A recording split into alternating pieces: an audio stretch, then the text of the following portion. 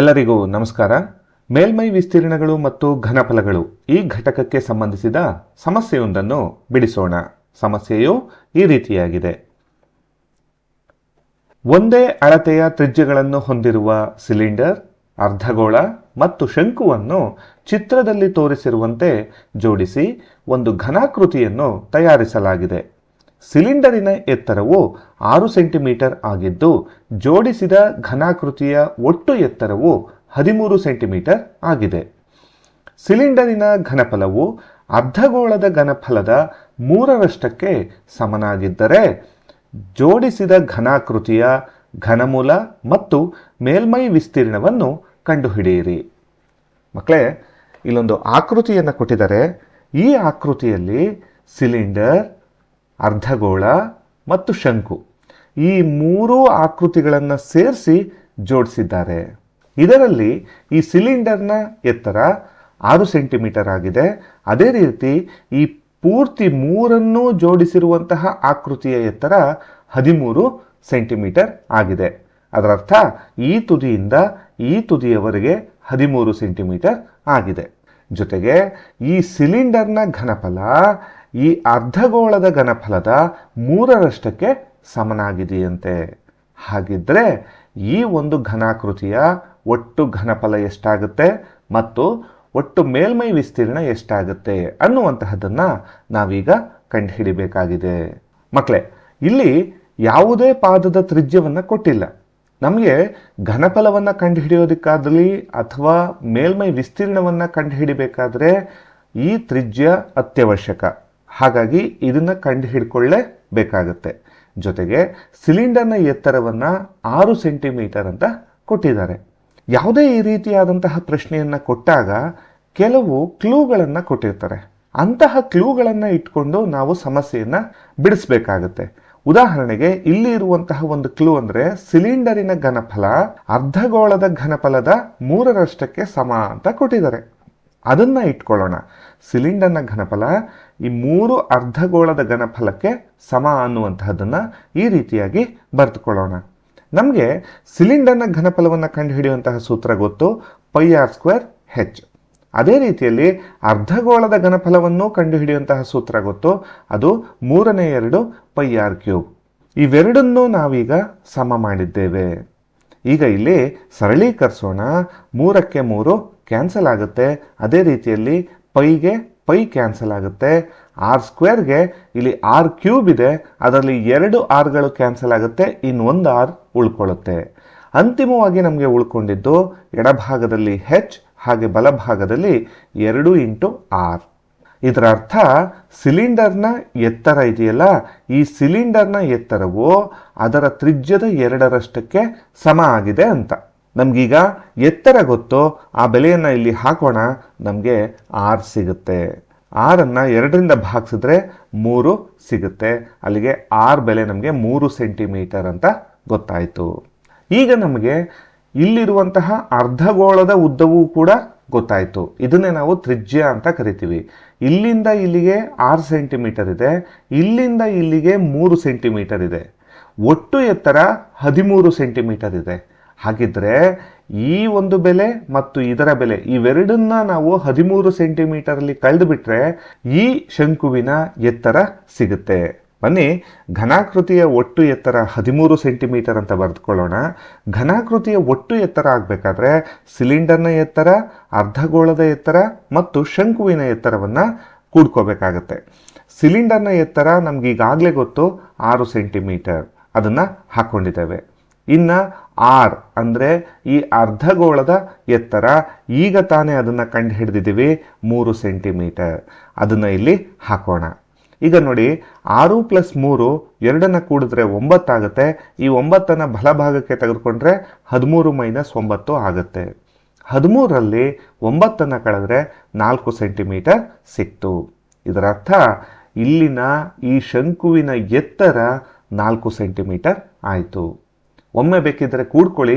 ಇದು 4, ಇದು 6, ಅಲ್ಲಿಗೆ 10 ಆಯಿತು. ಇಲ್ಲಿ 3, 10 3 13 ನಮಗೆ ದೊರೆಯಿತು. ಅಲ್ಲಿಗೆ ನಾವು ಶಂಕುವಿನ ಎತ್ತರವನ್ನು 4 ಸೆಂಟಿಮೀಟರ್ ಅಂತ ಬರೆದುಕೊಳ್ಬಹುದು. ನಾವೀಗ ಇಲ್ಲಿರುವಂತಹ ಈ ಮೂರೂ ಆಕೃತಿಗಳನ್ನು ಜೋಡಿಸಿ ಮಾಡಿರುವಂತಹ ಘನಾಕೃತಿಯ ಘನಫಲವನ್ನು ಕಂಡುಹಿಡಿಯೋಣ.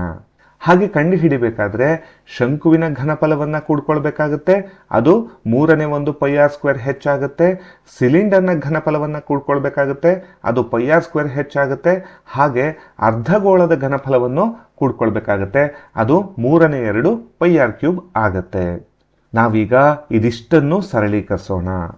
ಇಲ್ಲಿರುವಂತಹ ಪೈ ಮತ್ತು r² ಅನ್ನು ನಾವು ಕಾಮನ್ ತೆಗಿಬಹುದು. ಯಾಕಂದರೆ ಪೈ ಇಲ್ಲೂ ಇದೆ, ಇಲ್ಲೂ ಇದೆ, ಇಲ್ಲೂ ಇದೆ. ಅದೇ ರೀತಿ r² ಇಲ್ಲೂ ಇದೆ, ಇಲ್ಲೂ ಇದೆ, ಇಲ್ಲೂ ಕೂಡ r² ಇದೆ. r³ ಇದೆ ಅಂದರೆ ಒಂದು r ಇಲ್ಲಿ ಹೆಚ್ಚಿಗೆ ಇದೆ. ಹಾಗಾಗಿ ನಾವು r²ಗಳನ್ನು ಕಾಮನ್ ತೆಗಿಬಹುದು. πr² ಅನ್ನು ಕಾಮನ್ ತೆಗೆದ್ರೆ ಇಲ್ಲಿ πr² ಅನ್ನು ತೆಗೆದುಬಿಟ್ರೆ ಉಳ್ಕೊಂಡಿದ್ದು 3/1 h, ಅದನ್ನು ಬರ್ಕೊಂಡಿದ್ದೀನಿ. ಇಲ್ಲಿ πr² ಅನ್ನು ತೆಗೆದುಬಿಟ್ರೆ ಉಳ್ಕೊಂಡಿದ್ದು h. ಇಲ್ಲಿ πr² ಅನ್ನು ತೆಗೆದ್ರೆ 3/2 ಹಾಗೆ ಇದೆ, ಪೈ ಹೊರಟೋಗಿದೆ. r³ r² ತೆಗೆದ್ರೆ ಇನ್ನು ಒಂದು 6 ಉಳ್ಕೊಳ್ಳುತ್ತೆ. ನಾವೀಗ ಬೆಲೆಗಳನ್ನು ಹಾಕೋಣ. ಪೈನ ಬೆಲೆ 22/7, r ನ ಬೆಲೆ 3. ಅದೇ ರೀತಿ ಇದು ಶಂಕುವಿನ ಎತ್ತರ ಆಗಿದೆ. ನಾವಿಲ್ಲಿ ಬೆಲೆಗಳನ್ನು ಹಾಕಬೇಕಾದ್ರೆ ಹುಷಾರಾಗಿ ಯಾವ್ಯಾವುದಕ್ಕೆ ಸಂಬಂಧಪಟ್ಟಂತಹ ಮಾಹಿತಿ ಇದೆಯೋ ಅದನ್ನು ಅದೇ ರೀತಿ ಜಾಗಕ್ಕೆ ಹಾಕ್ತಾ ಹೋಗಬೇಕು. ಇಲ್ಲಿರುವಂತಹ ಈ ಹೆಚ್ಚಿದೆಯಲ್ಲ, ಇದು ಶಂಕುವಿನ ಎತ್ತರ. ನೀವು ಬೇಕಿದ್ರೆ ಇದನ್ನು h1 ಅಂತ ಕರ್ಕೊಳ್ಬಹುದು, ಇದನ್ನು h2 ಅಂತ ಕರ್ಕೊಳ್ಬಹುದು, ಅಥವಾ ಇದನ್ನು ಕ್ಯಾಪಿಟಲ್ H ಅಂತ ಹಾಕೋಬಹುದು, ಇದನ್ನು ಸ್ಮಾಲ್ h ಅಂತ ಹಾಕ್ಕೊಳ್ಬಹುದು. ಆದರೆ ನೀವು ಏನೇ ಬರ್ಕೊಳ್ಳಿ, ಯಾವುದರ ಬೆಲೆ ಯಾವುದಕ್ಕೆ ಹಾಕಬೇಕು ಅನ್ನುವಂತಹದ್ದು ನಿಮಗೆ ಸ್ಪಷ್ಟವಾಗಿ ಇರಬೇಕು. ಇದು ಶಂಕುವಿನ ಎತ್ತರ. ಶಂಕುವಿನ ಎತ್ತರ 4 ಸೆಂಟಿಮೀಟರ್ ಆಗಿದೆ. ಹಾಗಾಗಿ ಈ ಹೆಚ್ಚಿನ ಜಾಗದಲ್ಲಿ 4 ಹಾಕಿದ್ದೇನೆ. ಅದೇ ರೀತಿಯಲ್ಲಿ ಇಲ್ಲಿರುವಂತಹದ್ದು, ಇಲ್ಲಿಂದ ಬಂದಂತಹ h, ಇದು ಸಿಲಿಂಡರ್ನ ಎತ್ತರ. ಸಿಲಿಂಡರ್ನ ಎತ್ತರ 6 ಸೆಂಟಿಮೀಟರ್ ಆಗಿದೆ. ಹಾಗಾಗಿ ಇಲ್ಲಿ 6 ಹಾಕೊಂಡಿದ್ದೇವೆ. ಇನ್ನುಳಿದಂತೆ 2/3 ಹಾಗೆ ಇದೆ, r ನ ಬೆಲೆ 3 ಆಗುತ್ತೆ. ಮಕ್ಕಳೇ, ನಾವು ಸೂಕ್ಷ್ಮವಾಗಿ ಇಲ್ಲಿ ಗಮನಿಸಬೇಕಾದಂತಹ ಅಂಶ ಏನಂತಂದರೆ, ನೋಡಿ, ಪ್ರತಿಯೊಂದರ ತ್ರಿಜ್ಯ ಒಂದೇ ಆಗಿರುತ್ತೆ, ಅದು 3 ಸೆಂಟಿಮೀಟರ್. ಆದರೆ ಎತ್ತರಗಳು ಮಾತ್ರ ಬೇರೆ ಬೇರೆ ಆಗಿರುತ್ತೆ. ಹಾಗಾಗಿ ಆಯಾ ಎತ್ತರಗಳನ್ನು ಆಯಾ ಜಾಗದಲ್ಲಿ ನಾವು ಹಾಕಬೇಕಾಗುತ್ತೆ. ಇದನ್ನು ಸರಳೀಕರಿಸೋಣ. 3ಕ್ಕೆ 3 ಕ್ಯಾನ್ಸಲ್ ಆಗುತ್ತೆ. ಉಳ್ಕೊಂಡಿದ್ದನ್ನು ಬರ್ಕೊಳ್ಳೋಣ. 22/7, ಹಾಗೆ 3² ಅಂದರೆ 9. ಇಲ್ಲಿ ನೋಡಿ, 4 4 ಆಗುತ್ತೆ, /3 ಪ್ಲಸ್ 6. ಇಲ್ಲಿ 2 ಉಳ್ಕೊಂಡಿದೆ, 2 ಹಾಕ್ಕೊಂಡಿದ್ದೇನೆ. ಇಲ್ಲಿರುವಂತಹ ಇದಿಷ್ಟನ್ನು ನಾವು ಕೂಡಿಸ್ಕೊಳ್ಳೋಣ. ಹಾಗೆ ಕೂಡಿಸ್ಕೊಳ್ಳೋಕೆ ಹೋದರೆ 3 ಲಾಸಹ ಆಗುತ್ತೆ. ಅಲ್ಲಿಗೆ 3 1 3 ಆಗುತ್ತೆ, 4 1 4 ಆಗುತ್ತೆ. ಪ್ಲಸ್ ಹಾಕ್ಕೊಂಡಿದ್ದೀನಿ. ಈ 6ರ ಕೆಳಗೆ ಛೇದದಲ್ಲಿ 1 ಇರುತ್ತೆ, 1 3 3.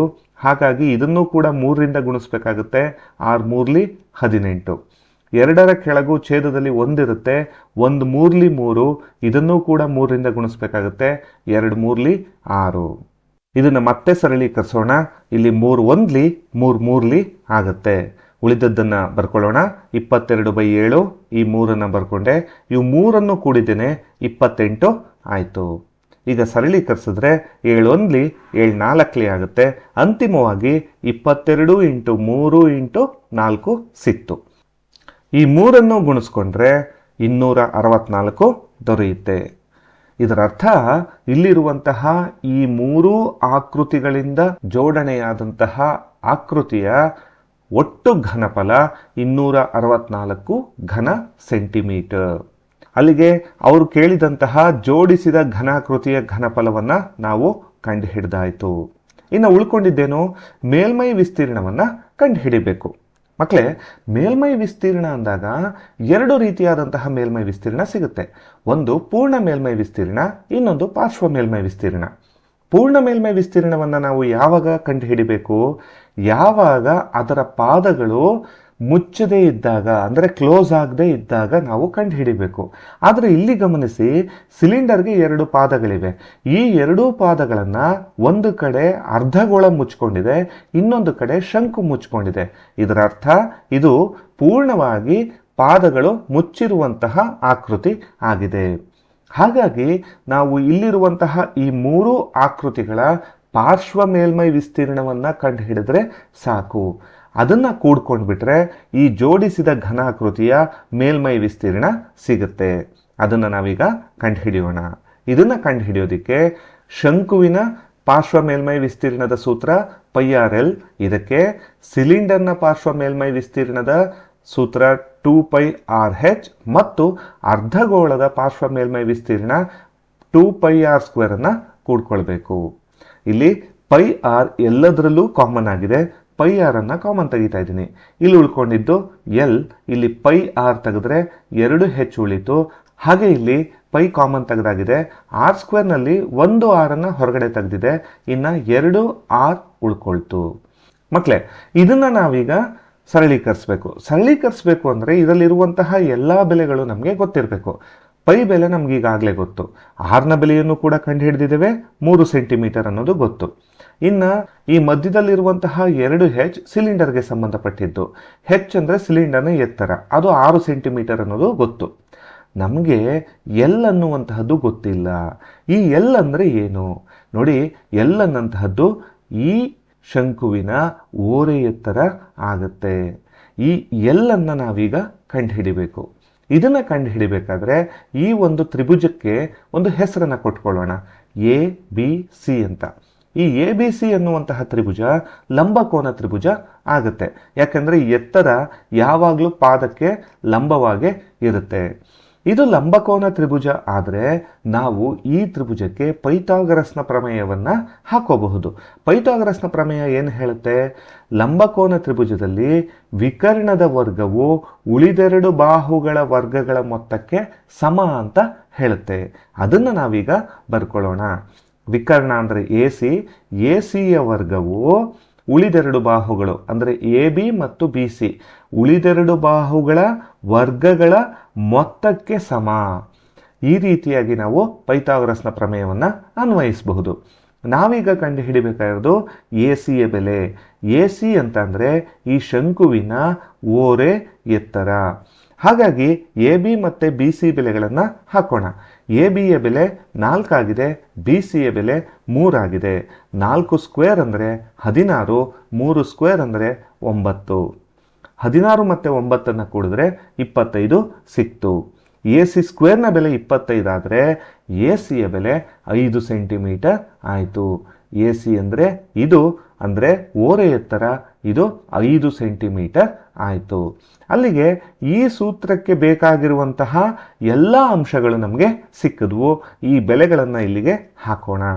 ಪೈನ ಬೆಲೆ 22/7, ಆರ್ನ ಬೆಲೆ 3, ಎಲ್ಲನ್ನು ಈಗ ತಾನೇ ಕಂಡು ಹಿಡ್ಕೊಂಡ್ವಿ 5 ಸೆಂಟಿಮೀಟರ್. ಹಾಗೆ ಹೆಚ್ಚಿನ ಬೆಲೆ 6, ಆರ್ನ ಬೆಲೆ 3. ಇದನ್ನು ನಾವೀಗ ಸರಳೀಕರಿಸೋಣ. 22 × 3 66 ಆಗುತ್ತೆ /7. 5 ಹಾಗೆ ಇದೆ, 2 6ಲಿ 12 ಆಗುತ್ತೆ, ಹಾಗೆ 2 3ಲಿ 6 ಆಗುತ್ತೆ. ಇವಿಷ್ಟನ್ನು ಕೂಡಿಸ್ಕೊಂಡ್ರೆ 23 ದೊರೆಯುತ್ತೆ. 66ನ್ನು 23 ಜೊತೆ ಗುಣಿಸಿ ಅದನ್ನು 7ರಿಂದ ಭಾಗಿಸಿದ್ರೆ 216.86 ಸಿಗುತ್ತೆ. ನಮಗೆ ಇಲ್ಲಿ ಸಿಕ್ಕಿರುವಂತಹ ಬೆಲೆ ಯಾವುದು? ಜೋಡಿಸಿದ ಘನಾಕೃತಿಯ ಮೇಲ್ಮೈ ವಿಸ್ತೀರ್ಣ. ಅಂದರೆ ಈ ಮೂರು ಆಕೃತಿಗಳ ಪಾರ್ಶ್ವ ಮೇಲ್ಮೈ ವಿಸ್ತೀರ್ಣಗಳನ್ನು ಕೂಡಿದ್ರಿಂದ ನಮಗೆ ಈ ಒಂದು ಜೋಡಿಸಿದ ಘನಾಕೃತಿಯ ಸಂಪೂರ್ಣವಾದ ಮೇಲ್ಮೈ ವಿಸ್ತೀರ್ಣ ಸಿಕ್ತು. ಅದು 216.86 ಚದರ ಸೆಂಟಿಮೀಟರ್. ಮಕ್ಕಳೇ, ಈ ರೀತಿಯಾಗಿ ಪ್ರಶ್ನೆಯನ್ನು ಸಮಾಧಾನವಾಗಿ ಓದಿ ಅರ್ಥ ಮಾಡಿಕೊಂಡು ಏನನ್ನ ಕೊಟ್ಟಿದ್ದಾರೆ ಏನನ್ನ ಕಂಡುಹಿಡಿಬೇಕು, ಇವೆರಡನ್ನೂ ಕೂಡ ನಾವು ಗ್ರಹಿಸ್ಕೊಂಡ್ರೆ ಸುಲಭವಾಗಿ ಉತ್ತರವನ್ನು ಕಂಡುಹಿಡ್ಕೊಳ್ಬಹುದಾಗಿದೆ. ಈ ಸಮಸ್ಯೆ ನಿಮಗೆ ಅರ್ಥವಾಗಿದೆ ಅಂತ ಭಾವಿಸ್ತೇನೆ. ಧನ್ಯವಾದಗಳು.